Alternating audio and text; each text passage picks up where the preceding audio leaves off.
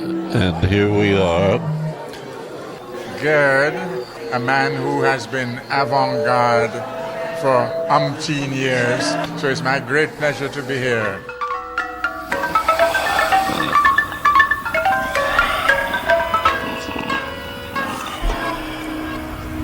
Hi.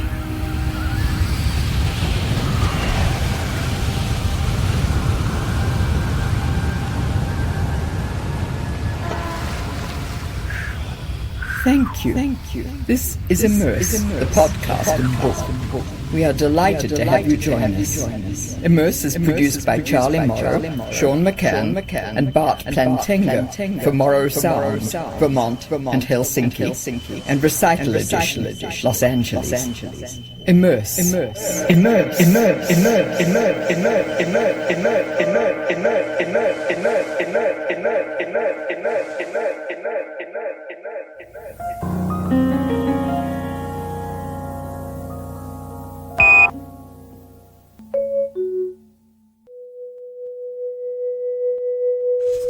In the early 1960s, poet and multimedia artist Gerd Stern and friends Michael Callahan, Steve Durkee, Judy Stern, and Barbara Durkee founded USCO, which is an acronym for Us Company, or the Company of Us.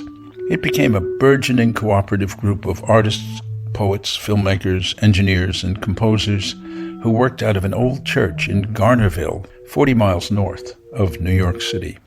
It is here that they emerged as among the earliest producers of multimedia happenings, immersive and oozing light shows, ephemeral performances, which became all the rage during the height of hippie-LSD era.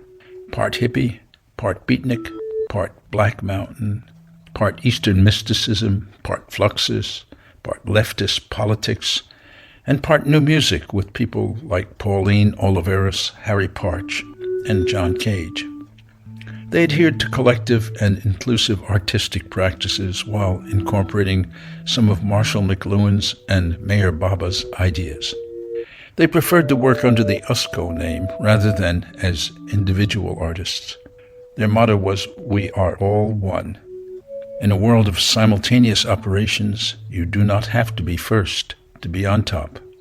USCO utilized unique new techniques for lighting, colors, projections, film, audio, and live performances to create multimedia and environmental art that included installations with slide projections, closed-circuit television, oscilloscopes, strobe lights, amplifiers, early IBM computers, and live performances. This culminated most famously in the Expanded Cinema Festival, Timothy Leary's Psychedelic Theater, and the first multimedia disco, Murray the K's World, all of which incorporated immersive technology and ideas, allowing audiences to feel as if they were entering a new, immersive, sensory realm. It didn't hurt that a goodly number among them were probably tripping as well. They've performed or exhibited at many great museums, universities, and venues, including the Van Abbe Museum in Eindhoven, the Walker Art Center, the Whitney, Tate Liverpool, the Pompidou Center, and RISD. And the USCO Church in Garnerville, New York, was placed on the National Register of Historical Places in 2016. And I first met Gerd in the 20th century. Born in Germany in 1928, he emigrated with his parents to the United States as a refugee from Hitler in 1936. Gerd and I started crossing paths in New York City in the 1960s. We discovered common ground at a Phil Niblock Loft concert in the 1990s. He asked me to write music and sound design for his play, Lost Cabaret, or Kattendorgestrophic, produced in the 2003 New York Fringe Festival. I asked Gerd to create poetry for a 3D sound work, Sky High. It's an installation work that's been heard in the US and Europe. In 3D, it has vertical sound motion. Here is the stereo mix.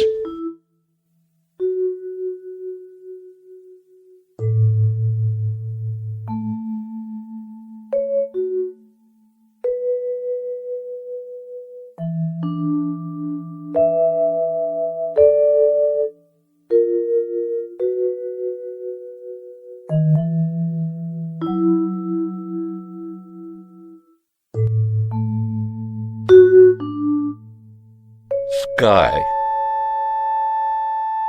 Sky. High. Sky. Sky. High. High. Sky. Why? High. Sky. Lie. High. Sky. Why? Try. Try. My. High. Sky. Why? My. Tie. I.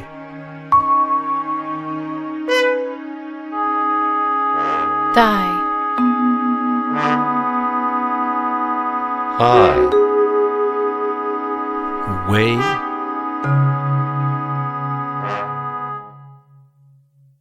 Say. Sky. Day. Say. Way.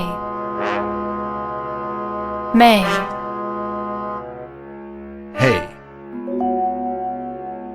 Oi.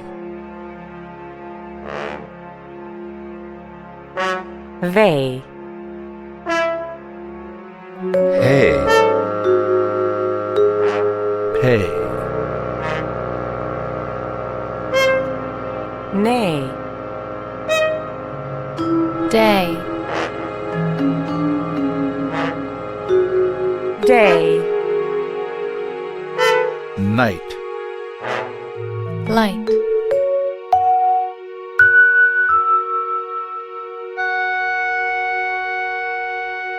Bright. Sight. Height. Tight. Fight. Right. Might. Bite. Kite. Sight. Right. You sight. Eyesight. Ice cream. Ice cream. Team. I. Beam. Ream. Seam. Lean. Mean. Serene. Syrah. Hurrah. Hussar. Who. You.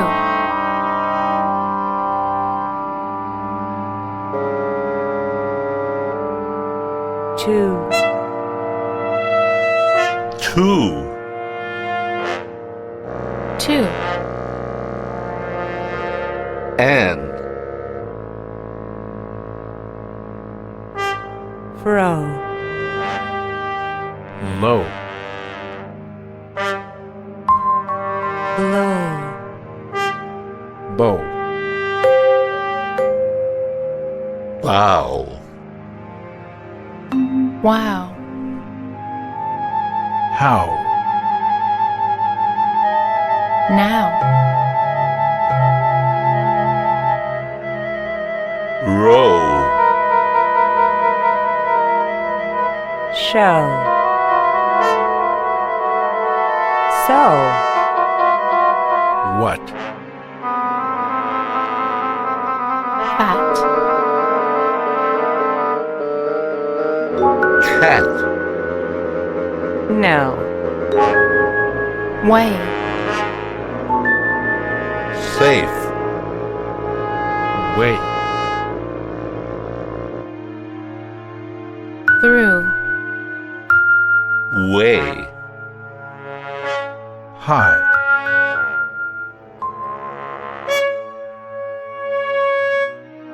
Way. High. Sky. Sky. Sound. Light. Space. High. Gerd, welcome to Immerse. I like this one. Good. I'll keep your remark on there. Bart, keep that in there. We need the fan.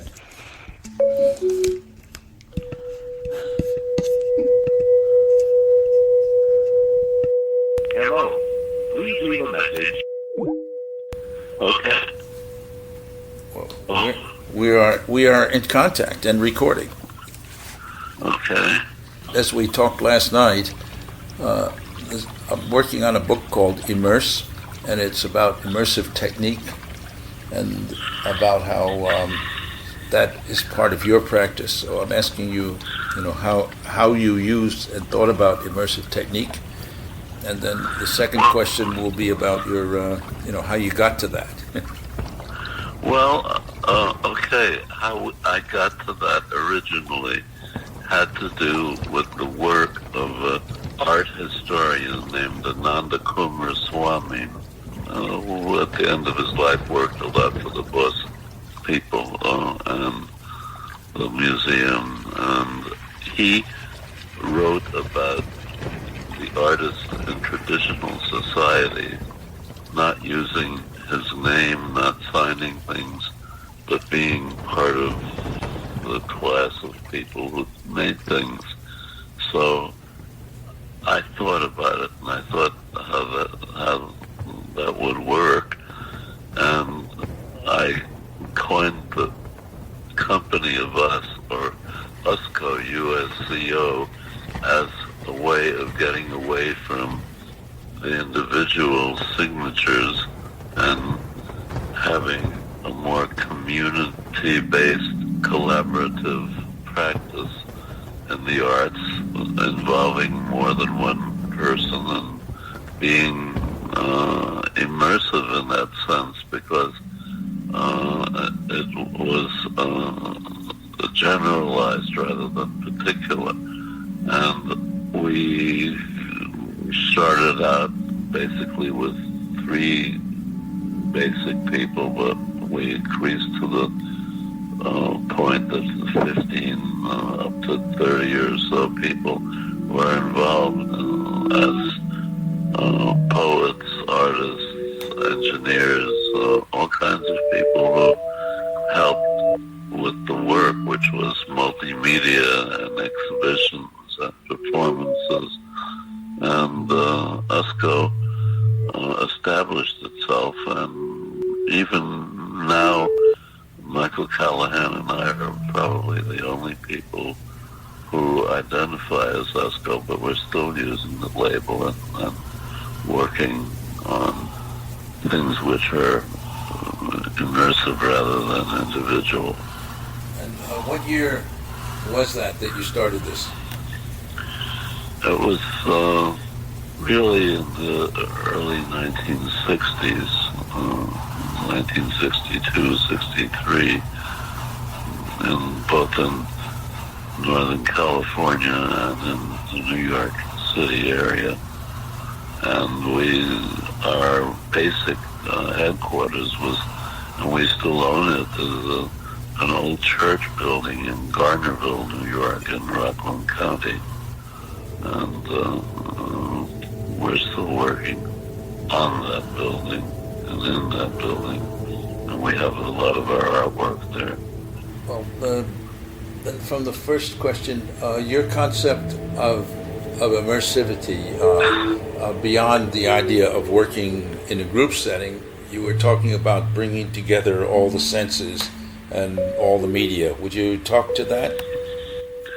Yeah, I mean, we were using everything that we could gather together in sound and in images and in even with oscilloscope images and with electronics of any kind, and making a mix rather than a one at a time a signal. So it had to do with signal to noise ratio in a sense, which our engineer Michael Callahan was really responsible for acquainting me with technical terms, how to identify the idea of a resistor and a capacitor, and get the analog of how that has a kind of a philosophical dimension rather than just a purely technical dimension. Oh, I like that very much. And what sort of works did you do with those techniques? Well, I mean, we started out by using, I'm a poet, so we were using slides of words, and that was called the verbal American landscape, and we had photographers taking single words of advertisements, newspapers, highway signs, and putting them in projections. For instance, doing 3 slides across. Of course, at the beginning, this was before carousels, so we were using single slide projectors, so we'd have to have one person at each of the 3 and changing images as we went along.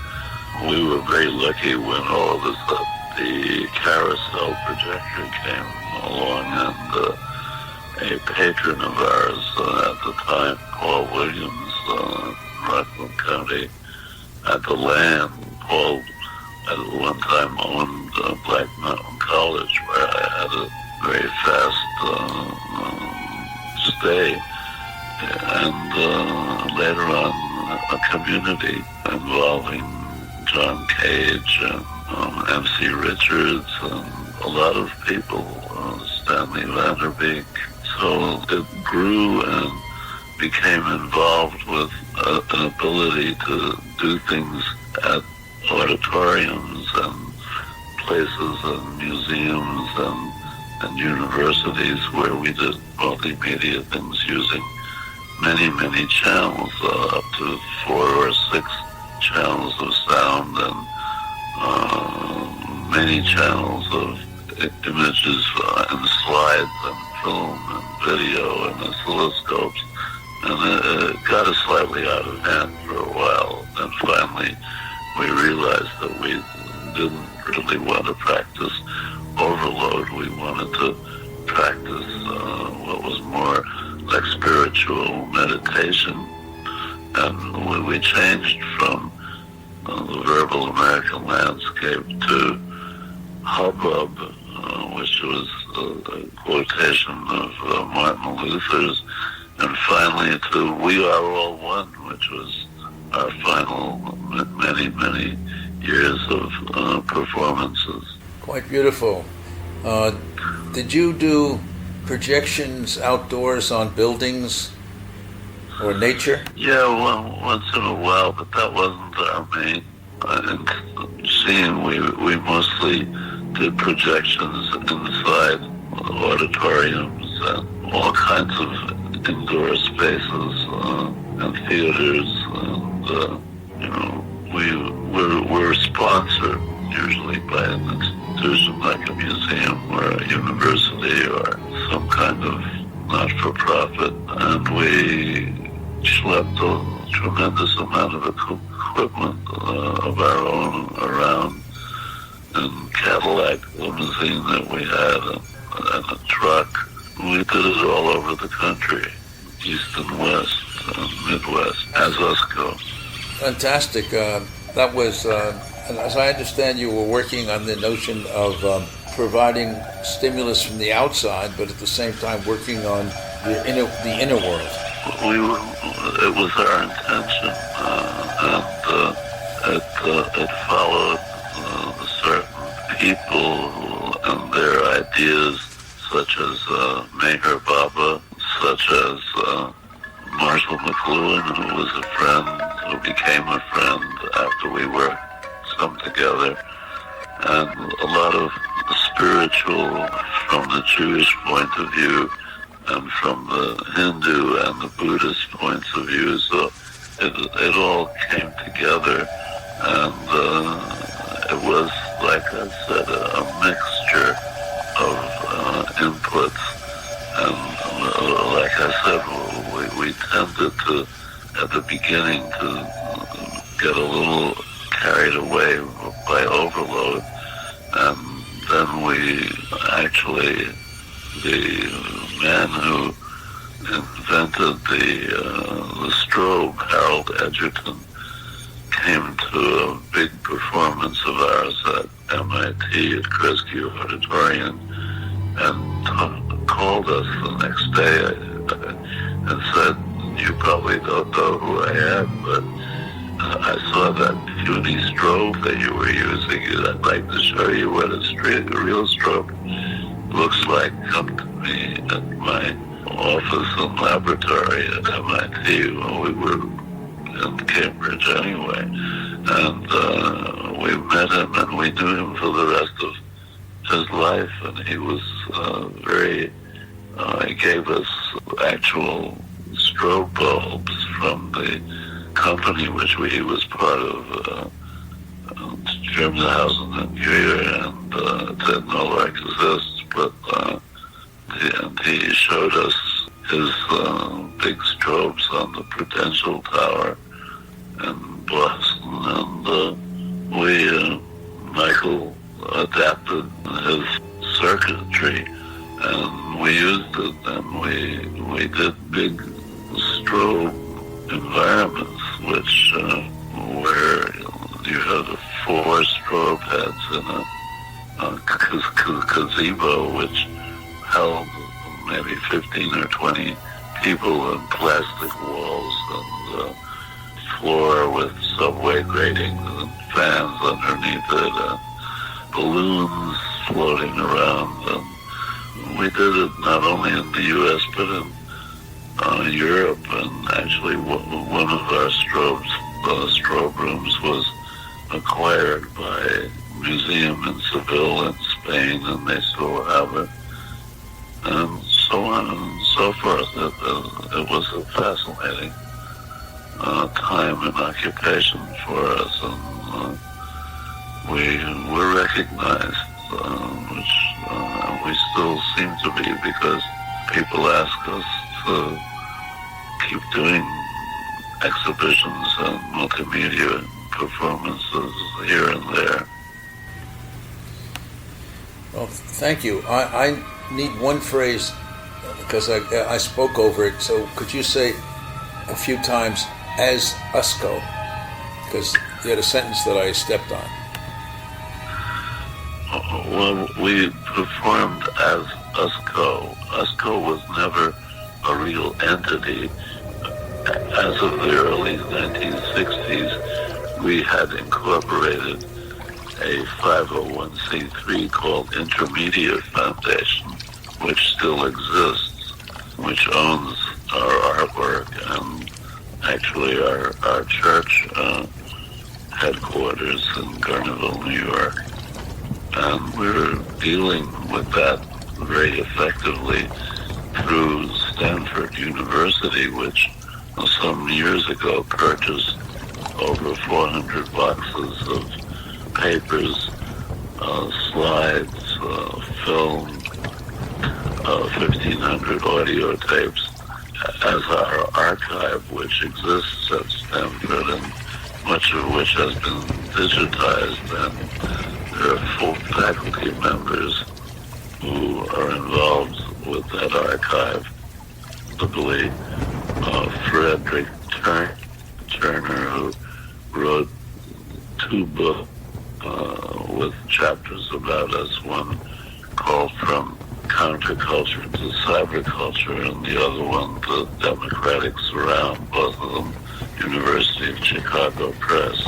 And Henry Lowood, who is the acquisitions librarian, and Franz Kunst, who is an archivist, and Gabriella, who is the development person, and they're still working with us, trying to achieve more ownership of our work and our church building, because they feel that we were the beginnings of multimedia, and they would like to preserve that history. Well, that's marvelous. Thank you for talking with me today, Gerd, and we'll talk again soon. I much appreciated seeing you last night, and I'm very happy that I got an interview today. Wonderful, and I love the word immersive. It certainly covers a lot of our intention and motivation, and what I think, as part of my Jewish heritage, is that intention and motivation are what consciousness is all about, and that's what we were trying to achieve. Thank you. I wish you a good day and send you lots of love, and talk to you very soon. Likewise. Yes, we will.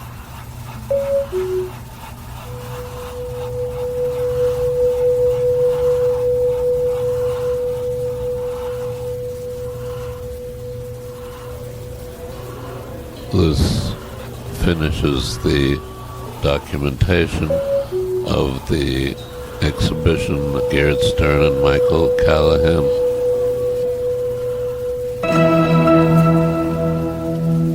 Thank you.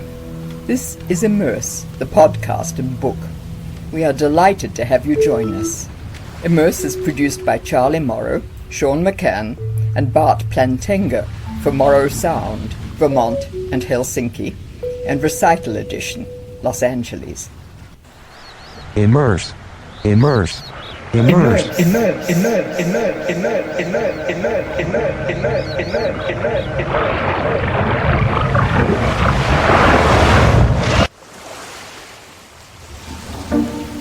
An empty shell to fall back into the sea. Hi. Sky. Sky.